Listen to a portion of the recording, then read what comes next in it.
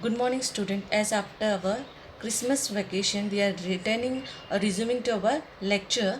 As in our previous lecture, हम अपने Christmas vacation के बाद हम अपने लेक्चर्स को वापस स्टार्ट करें स्टूडेंट. क्रिसमस से पहले हमने कहाँ तक कंप्लीट किया था. Let us start with fast recap about it. हम देखेंगे क्या क्या हमने किया है. Student, we have started revision of lesson number 3, that is demand analysis. उसमें हमने इंट्रोडक्शन देखा था स्टूडेंट. इंट्रोडक्शन देखा था प्लस हमारा meaning of demand. Meaning of demand मतलब डिमांड क्या होता है हमने देखा था उसमें student. Definition of demand by Benham देखा था. The demand for anything at a given price is the amount of it which will bought per unit of time at the price. एक टाइम में कितना हम वो स्टार्ट हमारा purchase of demand हमारा हो सकता है, हमने देखा था डेफिनेशन में. After that we student started demand schedule. Demand schedule में दो हमने देखा था. फर्स्टली था हमारा individual demand. Individual demand schedule मतलब एक इंडिविजुअल का स्टडी. उसके बाद देखा था हमने market demand schedule. Market demand schedule में मतलब पूरे consumer whole of the market consumer हम बोल सकते हैं स्टूडेंट, जहाँ पे बहुत सारे कंज्यूमर्स का स्टडी, उनके डिमांड का स्टडी किया जाता है at a given price in a given period of time. Okay student. उसके बाद हमने देखा था रीज़न जस्टिफाइंग. ये हमारे उसमें सिलेबस में नहीं था. After that types of demand. इसमें हमने 5 टाइप्स देखा था. डायरेक्ट डिमांड जहाँ पे कमोडिटी जो ये परचेस डिमांड की जाती है वो डायरेक्ट यूज़ के लिए होता है. इनडायरेक्ट डिमांड हमने देखा था स्टूडेंट, जहाँ पे कमोडिटी फॉर अदर वेज से जिससे कंज्यूमर कंज्यूम करता है उसे हम, जैसे कि हमारा कोई ये शुगर है उसको हम फैक्ट्री में शुगर केन बनाने के लिए वो यूज़ करते हैं. जैसे हमारे लेबर्स कॉम्प्लीमेंट्री जॉइंट डिमांड, दो डिमांड एक साथ, उसको हमारा कॉम्प्लीमेंट्री कंपोजिट डिमांड, जहाँ पे अलग अलग एक कमोडिटी वेरियस नीड को फुलफ़िल करता है. Competitive demand. कम्पिटिटिव डिमांड जहाँ पे एक डिमांड एक कमोडिटी का सब्स्टिट्यूट होता है, जैसे T and coffee. Okay student, यहाँ पे हमने इतना कंप्लीट किया था हमारा. फिर हमने देखा था डिटर्मिनेंट्स ऑफ डिमांड. क्या फैक्टर्स है जो डिटरमाइन करता है डिमांड को, बोल सकते हैं क्या हमारा उसके अंदर डिमांड को रिलेट करता है. जैसे प्राइस. पहला तो डिमांड हमेशा प्राइस से रिलेटेड होता है. अगर प्राइस हमारा ज़्यादा है तो हमारा कमोडिटी का डिमांड क्या होगा स्टूडेंट, लो. और अगर हमारा प्राइस कम है तो कमोडिटी का डिमांड क्या ज़्यादा होगा. तो इसके लिए price always relate to the demand. Okay student. Now see, उसके बाद हमने क्या देखा था. सेकेंडली देखा था हमने इनकम. इनकम हमारा ऑलवेज रिलेट होता है डिमांड से, क्योंकि इनकम स्टूडेंट हमेशा अगर हमें कुछ परचेस करना, हमारा डिमांड कब फुलफ़िल होता है जब एबिलिटी टू पे हम फुलफ़िल कर सकते हैं. Okay student. तो यहाँ पे फिर हमारा price of substitute good. Price of substitute goods मतलब जब भी सब्स्टिट्यूट रिलेटेड गुड रहता है उसका प्राइस सब्स्टिट्यूट अगर कम होगा तो हमारा जो कमोडिटी का डिमांड होगा वो क्या हो जाएगा, कम हो जाएगा student. Price of complementary good. हमेशा कॉम्प्लीमेंट्री गुड जो साथ में वो रहता है यूज़ में, तो उसका अगर प्राइस कम ज़्यादा है, जैसे कार एंड पेट्रोल का ले सकते हैं. शुगर एंड जैगरी, जो प्राइस शुगर राइज हो रहा है तो हमारा जैगरी क्या होगा, लो होगा. इसे हमने बहुत सारे फैक्टर्स देखे थे, जैसे price of complementary good student, nature of product, size of population effect करता है हमारे डिमांड पे. Expectation about future price. Expectation about future price मतलब जहाँ पे प्राइस ऑफ फ्यूचर हमारा रिलेट होता है. Advertisement, taste, habit and fashion हमने देखा था स्टूडेंट. ये सब level of taxation, other factors जिसमें हमारा climatic condition, change in technology, government policy, custom and tradition etcetera, ये हमने प्रीवियस लेक्चर में ये सब स्टडी कर लिया है. Now we are going to start with law of demand. Student, law of demand क्या होता है, जहाँ पे हमारा लॉ ऑफ डिमांड, जहाँ पे हमारा सारा ये डिमांड का हमारा स्टडी होता है, उसे हम क्या बोलेंगे, लॉ ऑफ डिमांड. स्टूडेंसी इंट्रोडक्शन दिया है यहाँ पे. The law of demand was introduce by professor Alfred martial. Alfred Marshall का बुक में क्या डिमांड का वो दिया है introduction. Principle of economic which was published in 1890. The law explain the functional relation between the price and quantity demand. यहाँ पे देखो स्टूडेंट दिया है द लॉ ऑफ डिमांड. हमारा लॉ ऑफ डिमांड कब कैसे किस किस में इंट्रोड्यूस किया गया, professor Alfred martial in his book principle of economics. उनके बुक प्रिंसिपल ऑफ इकोनॉमिक्स में कैसे पब्लिश्ड हुआ है, which was published in 1890. The law explain, law क्या एक्सप्लेन कर रहा है? फंक्शनल रिलेशनशिप, दोनों का फंक्शनल रिलेशनशिप किसका स्टूडेंट? Price and quantity. कभी भी क्वांटिटी डिमांड हमेशा किससे रिलेट होगा student? Always it will be related with price. कभी भी डिमांड ऑफ क्वांटिटी कैसे रहेगा? अगर प्राइस ज़्यादा है स्टूडेंट तो वहाँ पे क्वांटिटी क्या होगा? जो डिमांड किया जा रहा है वो कम होगा। अगर प्राइस कम है तो क्वांटिटी, हमेशा law of demand always relate to price. Okay student, now statement of the law. According to Professor Alfred Marshall, other things being equal, higher the price of commodity, smaller is the quantity demanded, and lower the price of commodity, larger is the, हमेशा एक चीज़ student इसमें demand में always we have to have in mind that professor Alfred, according to professor Alfred Marshall क्या बोले हैं? Other things being equal, सब चीज़ क्या है? इक्वल। क्या रिलेट करता है? Higher the price of a commodity, smaller क्या होगा? Quantity demanded. Lower the price of commodity, larger will be quantity demanded. यहाँ पे एक ही फंडा है, अगर प्राइस स्टूडेंट ज़्यादा है तो डिमांड क्या होगा? कम।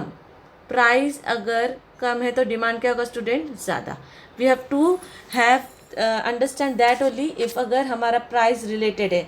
इन other words, other factor remaining constant, हर चीज़ कांस्टेंट रहेगा तो ये रिलेशन जो है प्राइस एंड डिमांड का वो ऐसे ही रहेगा। जैसे कि the commodity rise demand for its fall, and when price of commodity fall demand for commodity rise, does there is inverse.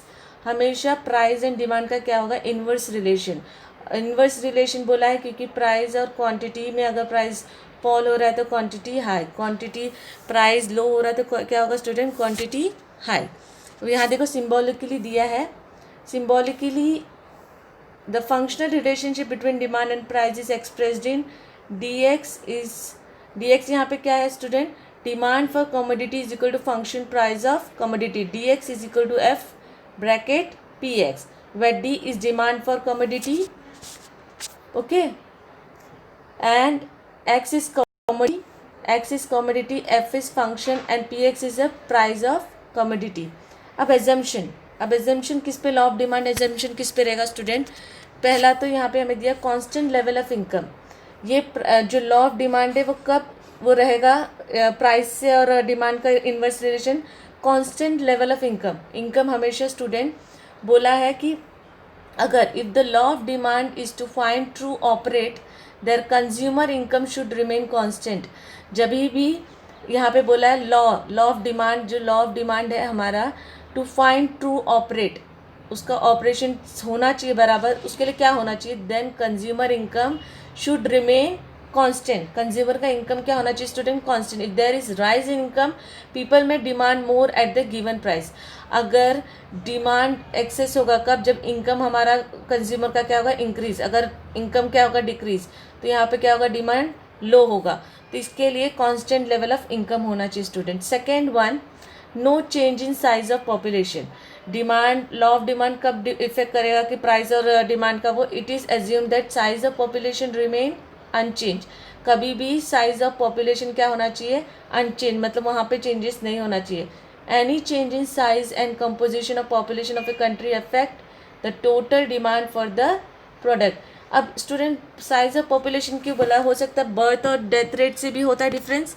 Otherwise कभी कभी माइग्रेशन होता है कि जैसे गांव या सिटी, अलग अलग सिटीज़ में लोग आते हैं तो वहाँ पे ये जब पॉपुलेशन इंक्रीज़ होगा या डिक्रीज़ होगा तो वहाँ पे एम्प्लॉयमेंट के लिए, जैसे कोई यहाँ से अलग अदर स्टेट्स में जा रहे हैं तो वहाँ पे साइज़ ऑफ पॉपुलेशन चेंज होता है। तो कभी भी ये बोला है साइज़ ऑफ पॉपुलेशन क्या होना चाहिए? Unchange.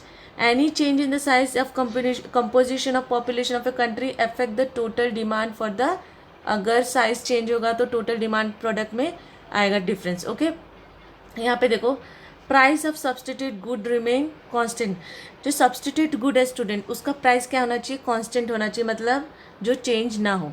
It is assume that the price of substitutes remain unchange. वो क्या होना चाहिए? अनचेंज, मतलब बदलना नहीं चाहिए।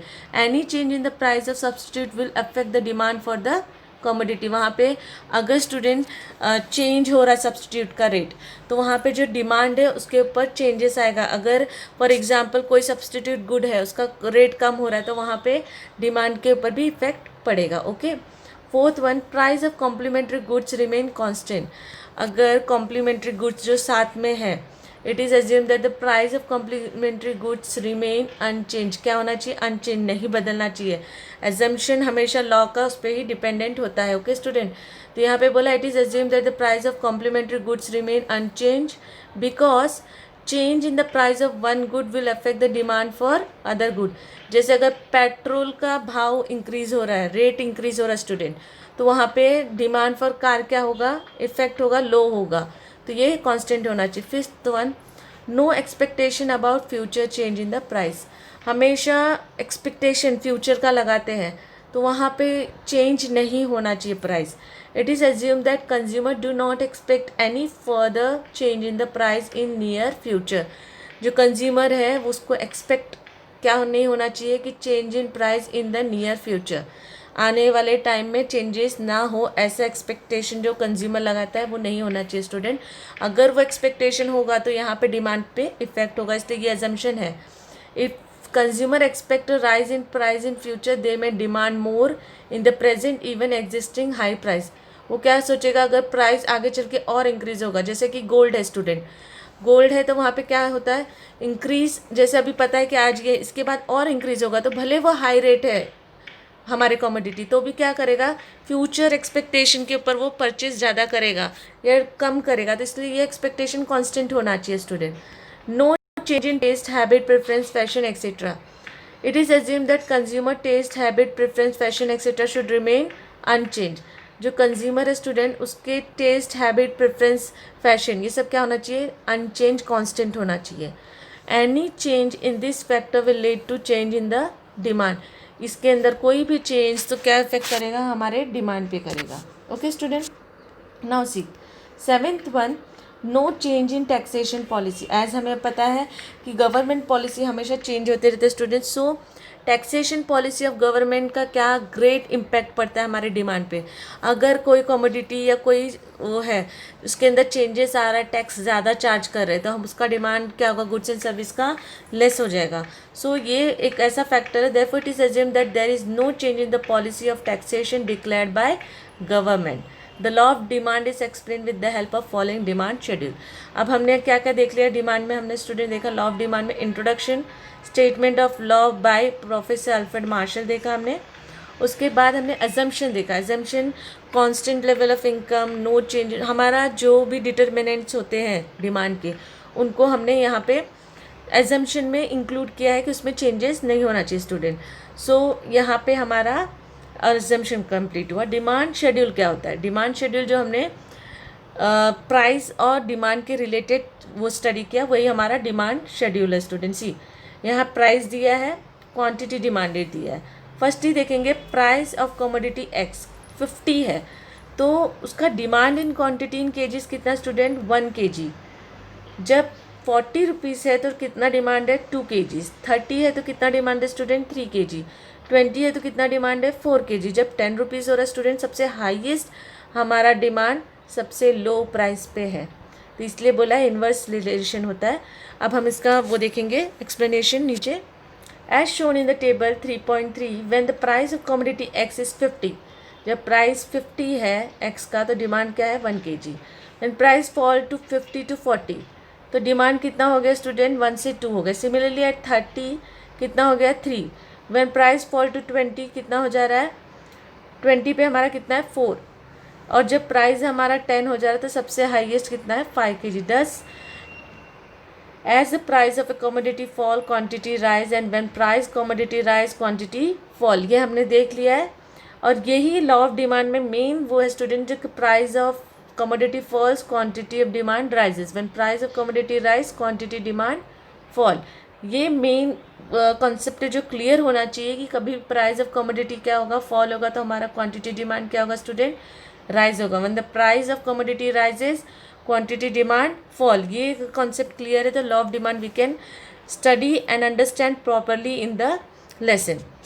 This shows an inverse relation between price and quantity demanded. अब डिमांड कर्व देखेंगे स्टूडेंट।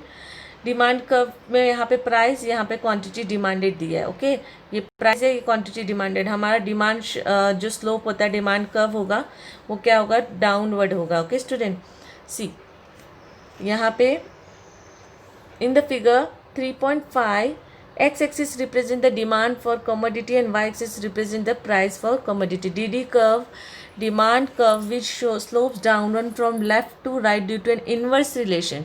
क्यों slope downward कर रहा है left to right? Inverse relation between price and quantity demanded. Okay student. उसके बाद exception to the law of demand. क्या exception है जो लॉ ऑफ डिमांड में नहीं इंक्लूड करेंगे? जैसे यहाँ पे दिया है देर आर सर्टेन एक्सेप्शन जो इंक्लूड नहीं होगा to the law of demand. It means that under exceptional circumstance consumer buy more when the price of commodity rises. ऐसे एक्सेप्शन है जो लॉ ऑफ डिमांड में जिसमें प्राइस से और डिमांड से इन्वर्स रिलेशन होने के बाद भी डिमांड और प्राइस क्या होगा, एक कांस्टेंट होगा. वो बिकॉज इट इज़ एक्सेप्शन, हमारा जो लॉ ऑफ डिमांड से अलग है ये. Consumer buys more when the price of commodity rises and buy less when the price of commodity fall. In such cases demand curve slopes upward. वहाँ पे क्यों upward होगा? बिकॉज वहाँ पे इन्वर्स रिलेशन इंक्लूड नहीं किया जाएगा, एक्सेप्शन टू द लॉ है. The demand curve has a positive slopes as shown in the figure. अब यहाँ पे देखो, अगर कोई ऐसा वो है जिसमें एक्सेप्शन है तो वहाँ पे हमारा जो डिमांड डी कर्व है स्टूडेंट वो अपवर्ड होगा. क्यों अपवर्ड हो रहा है वहाँ पे? क्योंकि प्राइस भले हाई है तो भी क्या हो रहा है स्टूडेंट, हाई होने के बाद भी कोई ऐसी चीज़ें जहाँ पे हमारा नीड हो सकता है, हैबिट हो सकता है, कुछ तो है जो चीज़ हमारा डिमांड, भले प्राइस इंक्रीज है तो भी हमारा डिमांड क्या है, ज़्यादा है.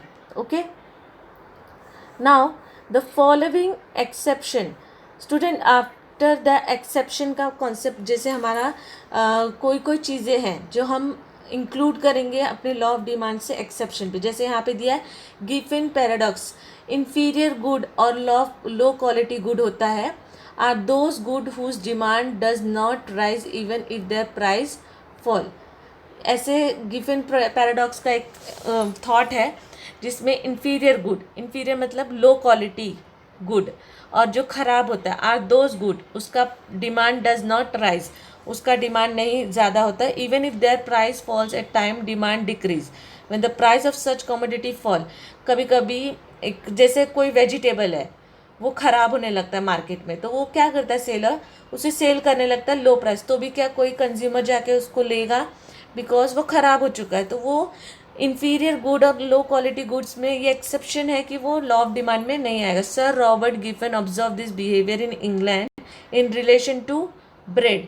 सर रॉबर्ट गिफन ने ये ऑब्जर्व किया कहाँ पे, इंग्लैंड में, इन रिलेशन टू ब्रेड के बेकरी में उन्होंने ये ऑब्जर्व किया. He noted that when the price of bread decline people did not buy more because of an increase in their real income और परचेसिंग पावर. उनकी income और purchasing power अच्छी होने के बाद भी वो नहीं ले रहे. क्यों नहीं ले रहे? Because the quality of bread is not good. They prefer to buy superior good like meat. This is known as Giffen's paradox. Giffen's paradox का कॉन्सेप्ट क्लियर है. अगर लो प्राइस होगा तो भी लोग नहीं परचेस करें because the quality of the good. In simple term we can से.